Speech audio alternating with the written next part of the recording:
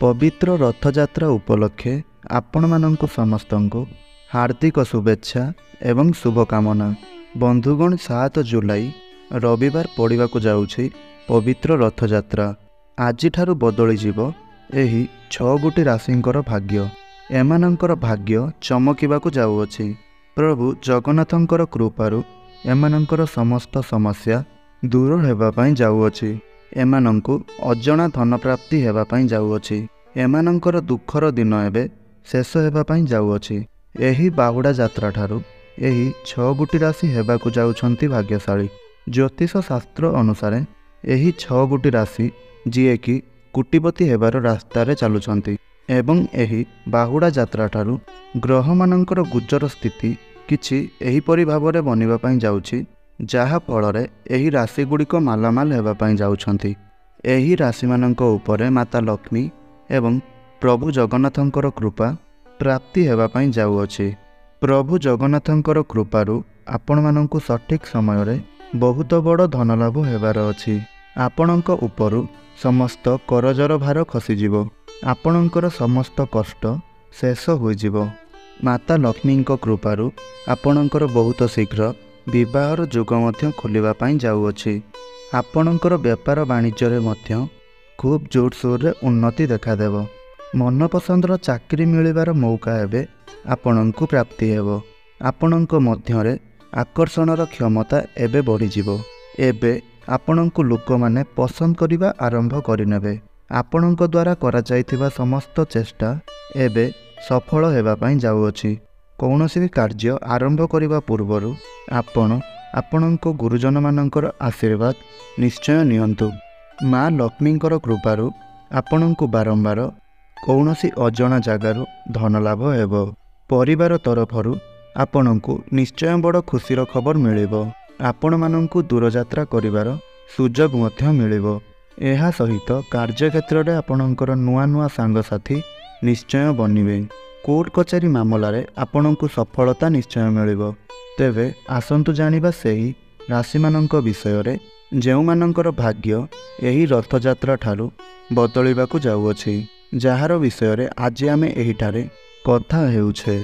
ताहा पूर्वरु एही वीडियो को गुटे लाइक करंतु एवं भक्तिर सहकारे कमेंट बॉक्स रे जय जगन्नाथ जय माँ लक्ष्मी अवश्य लिखंतु। नंबर 1 तुला राशि। आपणंकु आपणंकर जीवन रे एबे अपार सफलता मिलिबार संभावना नजर को आसुअछि। आपणंकर घरे सुख समृद्धि एवं धनर आगमन हेबो। आपण एही बाहुडा यात्रा ठारू किछि नुआ करी देखाई पारंती। बेरोजगार युवक युवती मानंकु भल चाकरी मिलिबार जुग मध्य बनुअछि। नुआ कार्य रे आसुथिबा विघ्न एबे ताहा सबु दूर हेबाकु जाउअछि। सामाजिक कार्य करिबार आपणंकु सफलता प्राप्ति हेबो। जीवनर सबु असुविधा आपणंकर दूर होई पारे। आपणंक द्वारा काहाकु दिया जायथिबा धन मिलिबार एबे संभावना नजर को आसुअछि। घर परिवार रे आपणंकर सुख शांति आनंदर लहरी लागि रहिबो। धन कमाइबार नुआ नुआ अवसर एबे आपणंकु मिलिबाकु जाउअछि। नंबर 2 वृष राशि। कही रखुछु जे आपणंकु आर्थिक क्षेत्र रे बहुत उन्नति हासिल हेबो। आपणंकर आगामी समय बहुत शुभ रहिबो। व्यापार वाणिज्य क्षेत्र रे धनलाभ हेबार पूरा दृढ़ संभावना बनुअछि। एही समय रे आपणंकर यात्रा लाभदायक सिद्ध हेबो। आपणंक जीवन रे आसीबाकु थिबा सब प्रकारर दुख एवं कष्टर अंत घटिबाकु जाउअछि। चाकरी करुथुबा व्यक्तिविशेष मानंक पई एही बाहुडा यात्रा परर समय सबुठारु अधिक शुभ रहिबो। एही राशिर व्यक्तिविशेष मानंकर घरे अधिक मात्रा रे खुशीर वर्षा हेबो। आपण मानंकर प्रेम जीवन रे मध्य खुशीर माहौल लागि रहिबो। नंबर 3 सिंह राशि। कही रखुछु जे एही राशिर व्यक्तिविशेष मानंकर घरे माँ लक्ष्मी एवं प्रभु बजरंग बालींकर अपार कृपा दृष्टि बनिबाकु जाउअछि। आपण मानंकु आपणंकर जीवन रे सफलता मिलिबार एबे जुग बनुअछि। आपण मानंकु आर्थिक संकट ठारू मुक्ति मिलिबो एवं निश्चिंत भावरे सफलता मिलिबो। आपण माने दिन राति परिश्रम करी उन्नति करिबा सहित गोटिए नुआ परिचय सृष्टि करिवे। आपण माने महत्वपूर्ण कार्य रे निर्णय नेबारे सफल होई पारंती। ଆଗାମୀ ସମୟରେ ଆପଣମାନଙ୍କର ଭାଗ୍ୟ କୁଡ଼ାଠାରୁ ଅଧିକ ଜୋରରେ ଦୌଡ଼ିବାକୁ ଲାଗିବ ଏବଂ ରଥଯାତ୍ରା ଠାରୁ ଆପଣଙ୍କର ଜୀବନରେ ଖୁସିର ବର୍ଷା ହେବ। ଆପଣମାନଙ୍କ ପାଇଁ ଧନ ଗୋଟିଏ ନୂଆ ଧାରାରେ ବନିବ। ଅଚାନକ ଭାବରେ ଆପଣଙ୍କୁ ଆର୍ଥିକ ଲାଭ ମିଳିବାର ସମ୍ଭାବନା ବନୁଅଛି। ନମ୍ବର 4 କନ୍ୟା ରାଶି। କହି ରଖୁଛୁ ଯେ ଆପଣଙ୍କର ଘରେ ସୁଖ ସମୃଦ୍ଧି ଏବଂ ଧନର ଆଗମନ ହେବ, ଯାହା ଫଳରେ ସାମାଜିକ ପ୍ରତିଷ୍ଠାରେ ଆପଣମାନଙ୍କର ଭାଗ୍ୟ ଖୋଲିଯିବ। ଆପଣମାନଙ୍କୁ ବାରମ୍ବାର ବାଣିଜ୍ୟ କ୍ଷେତ୍ରରେ ଲାଭ ହେବାର ପୁରା ସମ୍ଭାବନା ଅଛି। ଚାକିରି କ୍ଷେତ୍ରରେ ଉନ୍ନତିର କୌଣସି ବଡ଼ ଖୁସିର ଖବର ଆପଣଙ୍କୁ ପ୍ରାପ୍ତି ହୋଇପାରେ।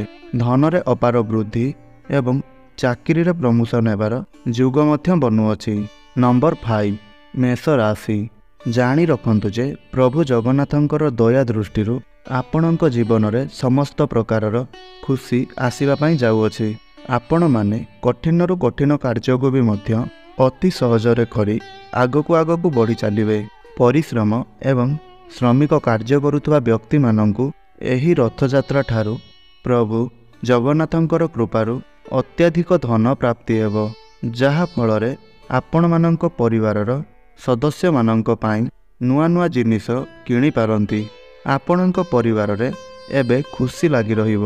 କୌଣସି ମଙ୍ଗଳ କାର୍ଯ୍ୟର ଆୟୋଜନ ମଧ୍ୟ ହୋଇପାରେ। ଆଗାମୀ ସମୟ ଆପଣମାନଙ୍କ ପାଇଁ ବହୁତ ଏକ ଭଲ ଦେଖାଯାଉଛି। ମାତା ଲକ୍ଷ୍ମୀଙ୍କର ନାମ ନେଇ ଆରମ୍ଭ କରାଯାଇଥିବା ସମସ୍ତ କାର୍ଯ୍ୟ ଆପଣମାନଙ୍କୁ ସଫଳତା ଆଣିଦେବ। ନମ୍ବର 6 କୁମ୍ଭ ରାଶି। କହି ରଖୁଛୁ ଯେ ବେପାର ବାଣିଜ୍ୟ କରୁଥିବା ବ୍ୟକ୍ତିବିଶେଷମାନଙ୍କୁ ନିଜର ବେପାର ବାଣିଜ୍ୟ କ୍ଷେତ୍ରରେ ଏହି ରଥଯାତ୍ରା ଠାରୁ ଅଧିକରୁ ଅଧିକ ଧନଲାଭ ଦେଖିବା ପାଇଁ ମିଳିବ। ଆପଣଙ୍କର ସଫଳତାକୁ ଦେଖି ଏବେ ଆପଣଙ୍କର ଶତ୍ରୁମାନେ ଆପଣଙ୍କ ପ୍ରତି ଅତ୍ୟଧିକ ଉଗ୍ର ହୋଇପଡ଼ିବେ ଏବଂ ଆପଣଙ୍କର ଅନେକ କ୍ଷତି କରିବାର ବାଟ ମଧ୍ୟ ସେମାନେ ଖୋଜିବେ ଏବଂ ଚେଷ୍ଟା ମଧ୍ୟ କରିପାରନ୍ତି। କିନ୍ତୁ ଆପଣ ଡରିବାର କୌଣସି ଆବଶ୍ୟକତା ନାହିଁ, କାରଣ ଆପଣଙ୍କର ଏହି ଶତ୍ରୁମାନେ ସେମାନଙ୍କର ଚେଷ୍ଟାରେ ବିଫଳ ହେବେ, କେବେ ବି ସଫଳ ହୋଇପାରିବେ ନାହିଁ।